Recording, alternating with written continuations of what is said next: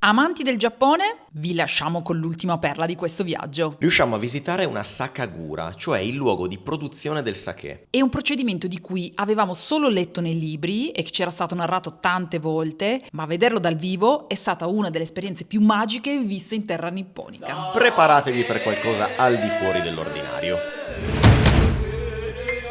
Amici, buongiorno. Ore 5 del mattino. Ultimo giorno giapponese. Ma voi, ve lo siete mai chiesti? E soprattutto ve lo siete mai chiesti alle 5 del mattino? Come si fa il sake? A noi è venuta in mente questa domanda e abbiamo detto, ma andiamo a scoprirlo. E andiamo a scoprirlo molto presto. È importante, mi raccomando. Nella massima frenesia abbiamo ricaricato la Suica, depositato i bagagli, comprato un tè caldo, dimenticato di depositare i dolcetti, ma a questo punto sì, mangiamo visto che dobbiamo fare colazione. Prenderemo un treno dove ci saremo presumibilmente solo noi e ci dirigiamo verso una sakagura, ragazzi, che è il luogo dove si produce il sake. È arrivato il nostro treno vuoto. Non so se troviamo posto a sedere. Sì.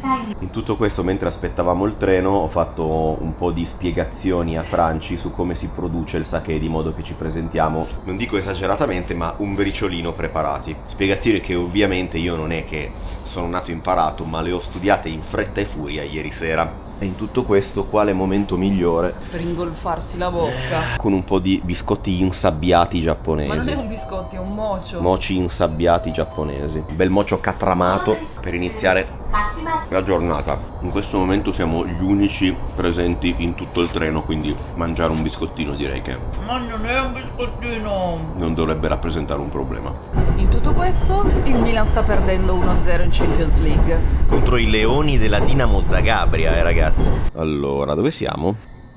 Vorrei dire ai ragazzi dove siamo, ma non lo so. Kozaki Shinshuku. Vabbè, insomma, siamo in un paesello molto bello, in mezzo alle campagne giapponesi. Quella è l'alba, che Franci sta immortalando per una fantastica storia Instagram. Va dove ti ho portata. Fammelo andare a vedere anche a me dove ti ho portata, perché non lo so. Kozaki Tourist Spot. La stazione è quella di Shimofusa Kozaki, quindi ci troveremo a Kozaki, mi immagino. Non sappiamo neanche come si chiama questa città. Come vedete c'è un fiume, ed è un elemento rilevante perché per fare il sake buono ci vuole l'acqua buona. A few minutes later. Siamo entrati nell'unico Family Mart presente, abbastanza sgualfo, e che apriva un minuto fa, cioè alle 6 del mattino. Il proprietario ci ha guardato come per dire: c'è gente che entra alle 6. Noi l'abbiamo fatto solo per prenderci un po' di caldo in realtà, quindi ora gireremo attorno. Questo unico scaffale. C'è un solo scaffale, faremo questo giro lentissimo attorno allo scaffale per stare un po' al caldo, perché siamo arrivati un po' in anticipo, ragazzi. Devo dire che camminare a quest'ora in questo luogo ha un non so che di surreale. Mi piace parecchio. Io avrei in mente un altro paio di opzioni più interessanti in questo momento, come... In cui stare? Sì, Tipo un letto, per esempio. tipo un letto caldo. Ma guarda che alba giapponese che ti faccio vedere. Altro che l'aurora boreale in Nord Europa. Noi vi portiamo a Kozaki. Lui che se la corre a quest'ora è il mio idolo. Un altro 7-Eleven per la strada. Prossimo anno, gennaio, un posto caldo. In questo momento il 7-Eleven è il luogo più amico che possiamo desiderare. Dovremmo essere arrivati. Belli ghiacciatini. Sono le 7:10. Avevamo detto a Terada che saremmo arrivati per le 7. Terada è il boss qua della Sakagura. Anzi, in giapponese si chiama il Toji, che è quello che si occupa dei processi più importanti. Immagino sia lui. Adesso lo conosciamo e ve lo presentiamo. The water is very important for the sake. Yeah, we use the water coming from underground. Breve spiega per chi di voi non è avvezzo a come si produca il sake. Fino a un quarto d'ora fa non lo ero nemmeno io. Sarò molto sintetico. Si raccoglie il riso e Masaru possiede anche dei campi di modo tale da tener traccia di tutta la produzione. Yeah, we also have 3 hectares of rice field. We plant rice from May and grow during summer season. the rice field is yours. Yeah. So you can control the production from the very beginning to the end. Yeah. Dopo la raccolta c'è la fase di levigatura del chicco e di fatto il chicco viene preso e viene assottigliato esternamente fino a mantenerne un nucleo. Di solito si leviga intorno al 30%, poi ci possono essere delle varianti a seconda della tipologia di sake che viene fuori. How much is polished this rice? 10% polished. And you always polish the rice 10% No, or it depends on the quality of the sake? Yeah, some brand we polish more, 30% or 40%. Okay. And which kind of sake do you produce? We will polish only Junmai. Only Junmai? Yeah, no add any alcohol. It's a Junmai type that become ginjo or dai ginjo? We also make ginjo type. Ginjo. Yeah. It's more polished. More polished, yeah. Okay, okay. For ginjo, we polish 40%. 40% off, and we use the rest of 60% of rice. 60%. Dopodiché c'è il lavaggio, che nel loro caso lo faranno oggi pomeriggio, noi saremo già andati via, ma di fatto il chicco viene semplicemente lavato e messo in ammollo, assorbe acqua e vengono eliminate ulteriori impurità. So we washed this rice and soaked. It is already washed. Yeah, washed. Dopodiché viene cotto a vapore, di modo che fuori il chicco rimanga ancora duro e dentro morbido. This is the cooking phase. Yeah, yeah. Ragazzi, non si vede niente, ma stanno cuocendo il riso qua dentro.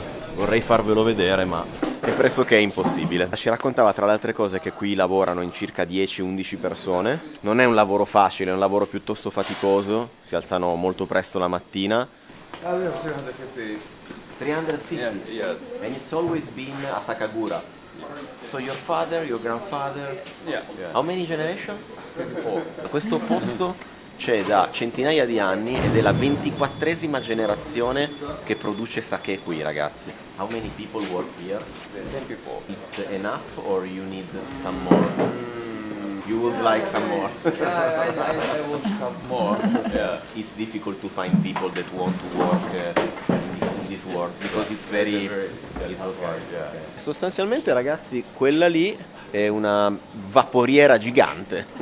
Did it happen that you had to sleep here to control the situation? Every night I come here to see the Koji or see the movie During the night. during night. Adesso si riuniscono a fare una sorta di meeting e fanno la ginnastica, ragazzi, questo momento non me lo voglio perdere.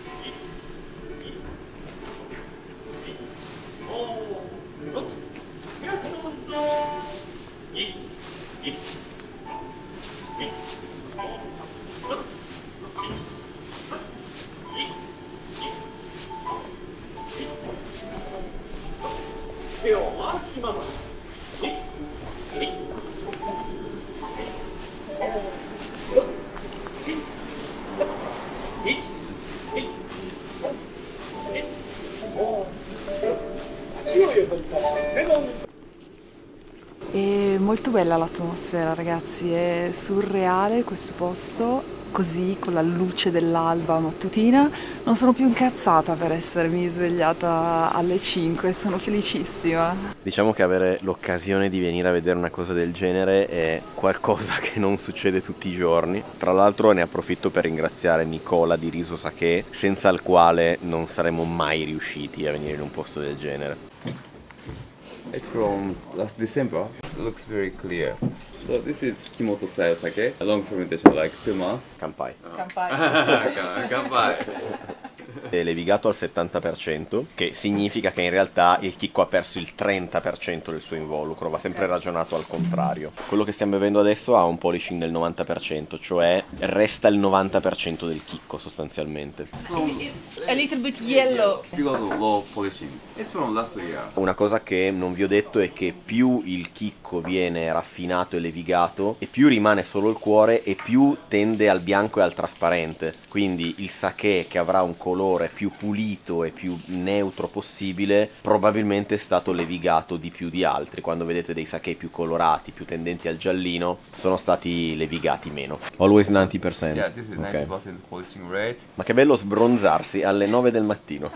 Mi piace tantissimo questa verticalina di sake che stiamo facendo. In realtà non è una verticale, stiamo provando un po' tutta la loro gamma. Chiaramente il buon Masaru ce li fa provare tutti adesso. We add sake instead of water. Questo qui è quello dove durante la produzione hanno aggiunto ulteriore sake. E io comunque, se me li fa assaggiare tutti, non mi tiro indietro. Kampai. 5. Almost 20 years aged. Yellow is coming from aging. Ages in the bottle. In the bottle. Not in barrel. Not in Not in barrel. barrel, Ok. yeah. E dopo la pausa sake, la pausa tè. Insieme a tutto il team. This is the book from Narisawa. Gli abbiamo parlato di Narisawa, ci ha tirato fuori il libro. Wow. Il librone di Narisawa. Abbiamo fatto questa pausettina di un'oretta in cui abbiamo chiacchierato un po', proprio perché il riso doveva finire di cuocere. Guarda lui guarda lui. Ora loro, con questo sistema fichissimo ragazzi, cosa sto inquadrando? Delle cose incredibili. Loro tirano fuori il riso da questa grossa vaporiera in cui ha cotto e lo andranno a disporre su questi teli bianchi che nel frattempo hanno messo qua. Una parte di questo riso finirà nel kojimuro, dove avviene la trasformazione del riso in koji.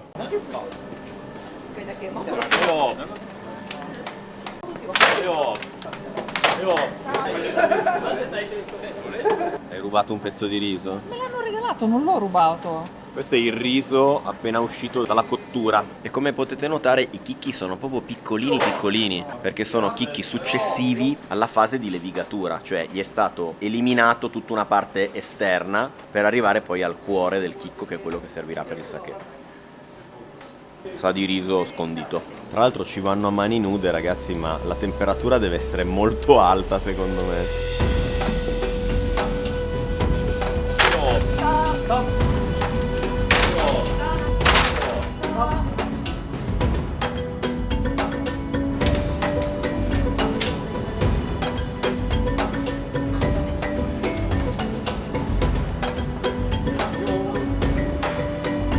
Come vedete una parte è stata portata nella kojimuro, dove tra l'altro entro molto volentieri perché fa caldo ragazzi, e infatti come potete vedere si appanna l'obiettivo.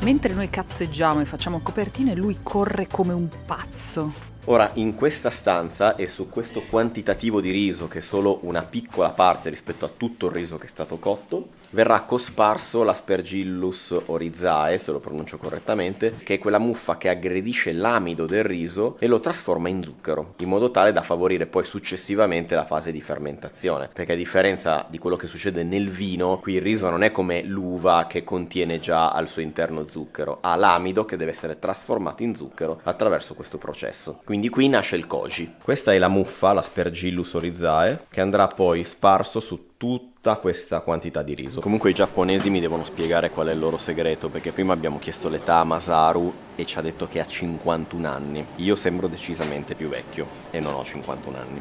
E ora riscoprono tutto. Una volta disposto tutto il riso sul tavolo, lo scoprono, letteralmente lo spalmano sul tavolo, rompendo anche un po' ulteriormente i chicchi, e credo che venga spalmato in questo modo per permettere poi di spargere in maniera uniforme le muffe che creeranno il koji.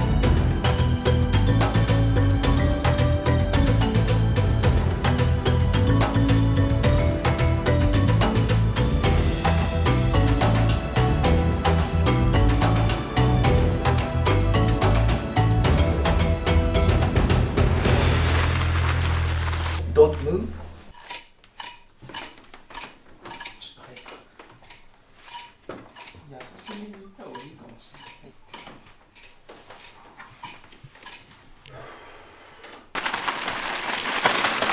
Abbiamo aspettato qualche minuto perché le polveri si abbassassero. In quel momento molto importante ci deve essere poco movimento di aria, quindi ci hanno chiesto di star fermi e zitti.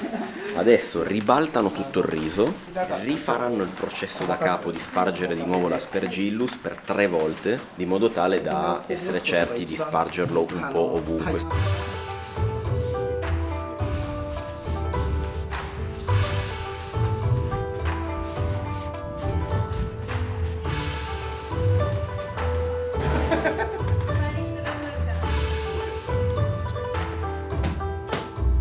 Adesso come vedete lo stanno raggruppando tutto in un'area di modo che diventi tutto un grosso ammasso unico di riso per fargli mantenere la temperatura e per agevolare la fermentazione.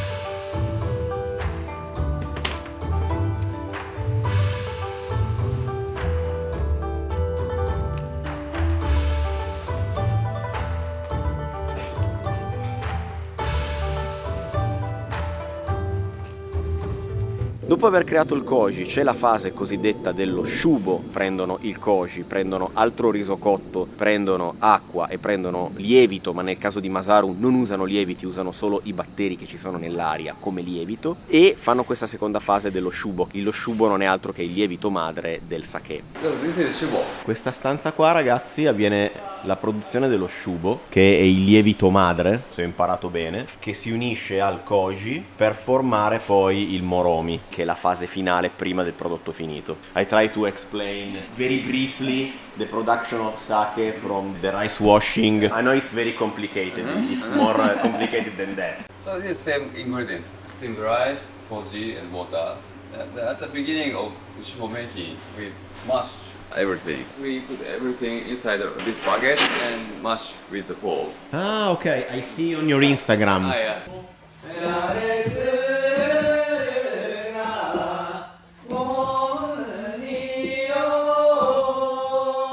They are bringing hot container to warm up the shubo. Ah, to keep it warm. There is hot water inside. yeah. È un metodo per tenere caldo. Lo shubo. Non è un lavoro per tutti, ragazzi. I think this is very heavy, Yeah, because it's it is very heavy. plenty of hot water. Yeah. Praticamente sta usando questa sorta di contenitore pieno d'acqua calda, molto pesante, si vede che sta facendo fatica, e lo sta ruotando in modo tale da portarlo in tutte le zone di questa grossa vasca per mantenere la temperatura calda in maniera uniforme in tutto il composto. Mentre in questa bacinella ci spiegava e dove creano lo shubo inserendo tutti i vari ingredienti.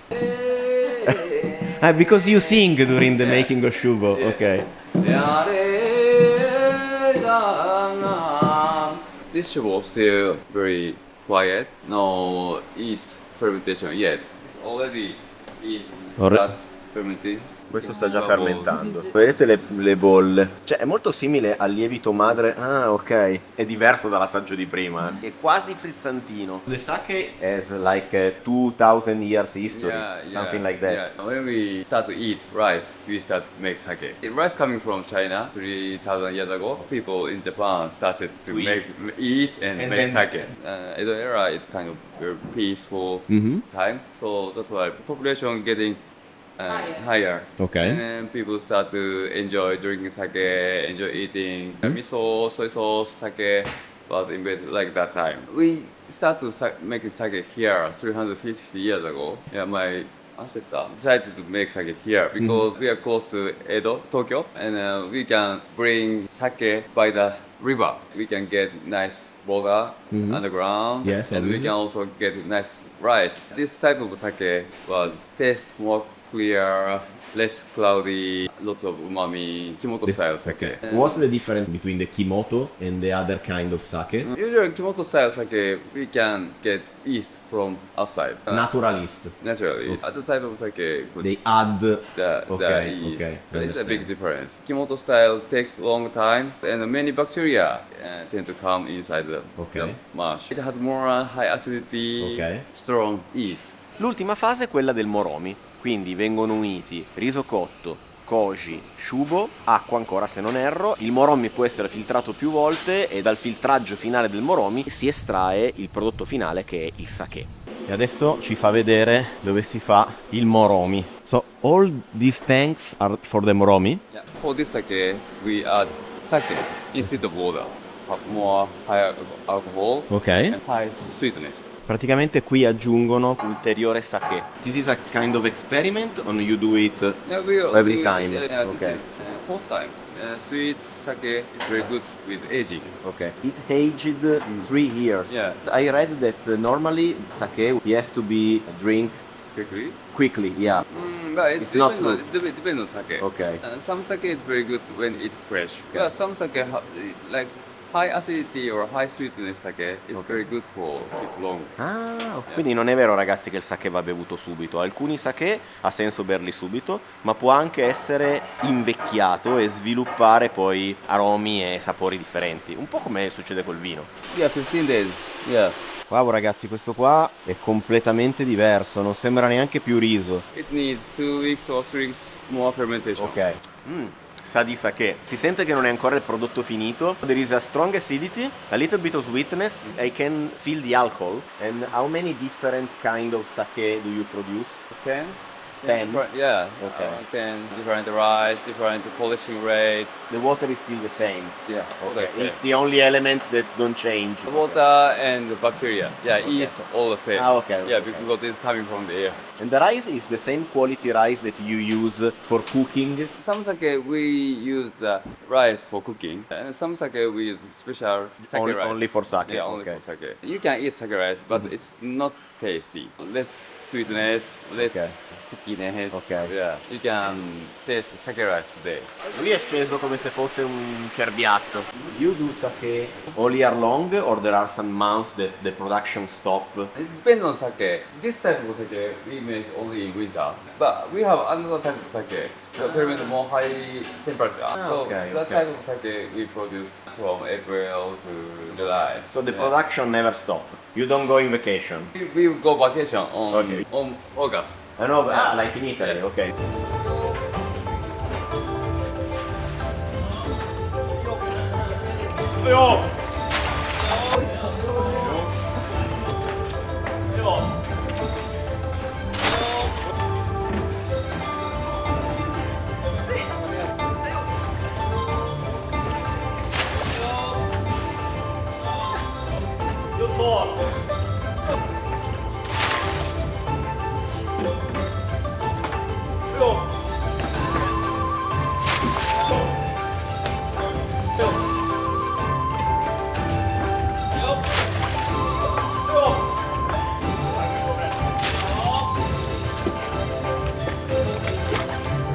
Mi sembra di capire che sia importante fare in fretta, perché corrono tutti.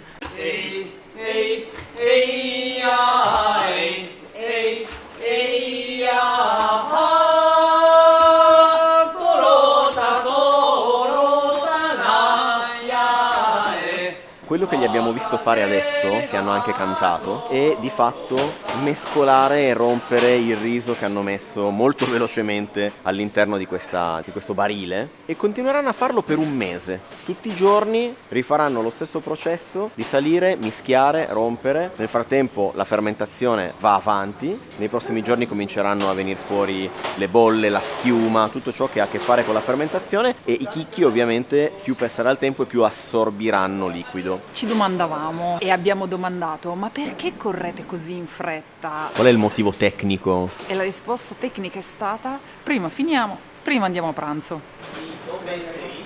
Italia? Milano? Milano. You are studying Italian? Ah, why?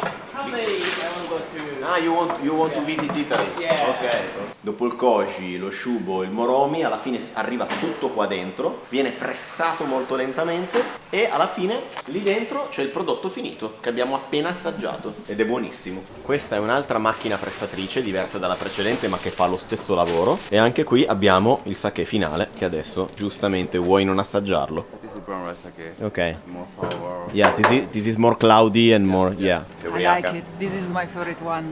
This is the one that we tasted, right? Yeah. E quello dà forse sapore acetico, questo lo amo, è buonissimissimo. Quanto siamo ubriachi, Franci? Che figata, ragazzi. Io ancora non ho realizzato che siamo venuti a vedere come si fa il sake in Giappone, in una vera sakagura giapponese. E noi siamo super felici di essere qua perché un'esperienza così capita veramente una volta nella vita. E noi andiamo a prendere un aereo, ma forse prima andiamo a pranzo. Sei felice della tua visita alla Sakagura? Sì, sono infelice del fatto che a breve salutiamo questo paese e mi mancherà.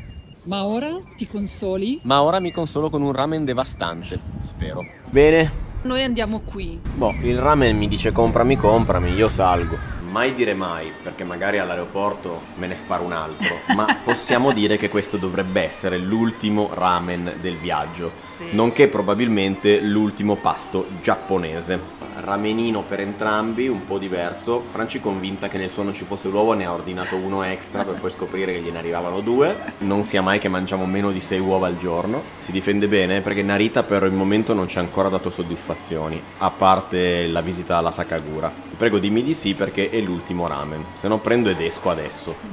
È buono, è buono. Ah, meno male. Io allora vado sul mio che invece è un po' diverso. Carne di maialo, un solo uovo perché non sono ingordo come Franci. Ma io non lo sapevo che c'era già l'uovo. Ma perché siete entrambi con la giacca? Avete l'aereo che parte tipo qua fuori che vi aspetta? No, fa un freddo incredibile. Il mio brodo di maiale ci sta dentro. Andiamo di ramenino. Tac. Per me ci stanno. La degna chiusura di questo viaggio. Franci ha appena catturato la mia vera essenza in questa foto. E dopo 3 settimane di soli complimenti a questo paese c'è anche da fare qualche rimostranza. Me ne viene in mente in questo momento solo una perché ce l'ho in mano. Tovaglioli. Ma vale anche per la carta igienica in bagno. Ma è possibile che in questo paese sono in grado solo di fare cose di carta velina, che uno non riesce a pulirsi se non ne prende almeno 46? E la stessa cosa vale quando andate in bagno. Cioè, io posso capire che è stato fatto per risparmiare la carta, ma poi alla fine ne tiri giù mezzo rotolo per pulirti bene, che senso ha? Pensavo fosse un caso, invece lo posso dire alla chiusura di questo viaggio perché è così ovunque. Ramen non malvagissimo, ma quando avete la bocca che sa un po' di dado, quando finite, quando uscite, ragionateci su. Vuol dire non proprio il ramen della vita, insomma. Però vabbè, siamo a Narita, l'abbiamo preso così un po' al volo. Non Era è che... qualcosa di caldo che era la cosa perfetta da mangiare in questo momento. Esattamente. E quindi va benissimo così. Noi andiamo a recuperare i bagagli grossi e andiamo all'aeroporto. Ci hanno appena detto che il volo ritarda di 2 ore e 40. Ma la vedo in rosa, vuol dire che farò un altro pasto giapponese all'aeroporto. 1 hour later. Il nostro volo in ritardo di 2 ore e 40. Noi che abbiamo avanzato dei soldi e di fronte a me lo store della Lego. Una combo molto pericolosa. Epilogue. Io direi di tirare le fila su questo viaggetto giapponese, cosa dici? Che cosa ci è piaciuto e che cosa si poteva fare meglio? Giappone, cosa potevi fare meglio? Abbiamo mangiato delle cose pazzesche a questo giro, molto più pazzesche della volta scorsa, Anche perché rispetto a 6 anni fa forse eravamo anche un po' più preparati. e avevamo dei gran consiglieri. Siamo riusciti a entrare anche in posti dove forse 6 anni fa non ci avrebbero neanche fatto mettere in coda, e quindi lato cibo io direi di chiuderla rapidamente, anche perché il nostro entusiasmo si è abbondantemente visto lungo il corso di tutti questi video. A questo giro ho amato un casino Tokyo perché bisogna viverla, bisogna starci un po' di tempo, bisogna capirla. Sono di quelle città che non è detto che te ne innamori subito. Io le metterò tutte queste. Come sempre il nostro consiglio è: se avete tempo non visitate solo le grandi città, ma cercate anche di andare in posti un po' più diversi, un po' più sperduti. A sto giro noi abbiamo scelto il Kyushu, anche se poi in realtà ci siamo limitati grosso modo a 2 grosse città e abbiamo fatto la capatina a cosa molto veloce. Avrei preferito vedere un po' più di Giappone rurale, però a sto giro è andata un po' così. Prossimo task per quando torneremo in Giappone: affittare una macchina e perdersi nelle campagne. Assolutamente da fare perché trovi delle perle senza senso. Era da anni che non facevamo un viaggio con altre persone e i compagni di viaggio che avevamo a sto giro erano obiettivamente pazzeschi. Avere un giapponese che vi dà le dritte è la svolta totale, perché ogni volta che tornate in Giappone è come se sbloccaste un livello in più di comprensione di questo mondo. La cena di Fugu senza Masahiro probabilmente non l'avremmo fatta. Così come un sacco di altri posti. Inutile soffermarsi sull'efficienza giapponese e su come tutto funziona alla perfezione. Io rimango sempre strabiliato dal fatto che c'è una regola per tutto. Quando c'è qualcosa che non capite, che non trovate, che vi sembra sbagliato, al 99% siete voi che non l'avete capita. Non andate in sbatti, tranquillizzatevi e capite qual è la soluzione, perché c'è sempre. Altra cosa importante che abbiamo capito: bisogna prenotare per tempo. Prenotare per tempo sia i posti dove mangiare, se volete andare in alcuni posti molto particolari, sia dove dormire. La figata è fare un mix di posti costosi e meno costosi. Più prenotate in anticipo, meglio spendete i vostri soldi. Coi trasporti ce la siamo cavata sempre alla grande perché funzionano da Dio. Occhio alle stazioni delle città molto grandi perché rischiate di perdervi. Ci siamo persi 6 anni fa, ci siamo ripersi anche quest'anno. Ricordatevi sempre che le uscite sono indicate in giallo. Google Maps vi indica sempre se i ristoranti sono al primo, al secondo, al terzo al quarto piano. Posso fare ancora un plauso a una cosa che mi è piaciuta tanto e che tu non vorrai che io dica? Viva i washlet, me ne voglio comprare uno. Non lo comprerò perché costa un botto, però ragazzi è la svolta. Voi direte vabbè, sarà mica quello il motivo per venire in Giappone, e invece sì, io ve lo metto nei motivi per venire in Giappone, perché una volta che fate l'esperienza del washlet non vorrete tornare più indietro. Ultima no, cosa. aspetta, non ho finito. No, voglio soffermarvi un po' di più sui washlet. Non fatevi spaventare dai 1000 tasti, anzi io vi sprono a essere curiosi e premeteli tutti. Non c'è quello che vi fa saltare non c'è quello che vi fa saltare sulla tazza, per cui andate sereni. Viva la tazza del water preriscaldata, viva gli spruzzi che vanno un po' ovunque, viva i finti rumori che coprono i rumori che i giapponesi non vogliono sentire, non so bene perché. E poi vuoi mettere che apri la porta e lui ti saluta alzandosi da solo? Solo in Giappone, ragazzi. Tema overtourism, cercate di venire nei mesi non di punta, perché effettivamente la situazione in alcune location, in alcuni templi, nei posti più belli e quindi più turistici è un po' pesante. Gennaio è un buon mese? Gennaio è un buon mese, ragazzi, perché? Perché fa freddo e perché fino a circa il 20-25 c'è pochissima gente. Quest'anno è coinciso con il Capodanno cinese, quindi c'è stato il boom del turismo cinese e ce ne siamo accorti in certe città. Detto questo, se riuscite a organizzare in modo anticiclico rispetto ai momenti di picco di turismo, secondo me ve lo godete molto di più. Io voglio ancora fare un plauso di merito ai dolci e ai dolciumi giapponesi in generale, che avevo dissato 6 anni fa e invece mi sono ricreduto, li ho rivalutati tanto, tant'è che ce ne andiamo via spendendo gli ultimi nostri soldi con dei dolcini da portare alle rispettive mamme. E dopo questa fantastica chiosa di Giano, vi ringraziamo per aver visto questa serie sul Giappone e ci vediamo al prossimo video. Oyasumi nasai.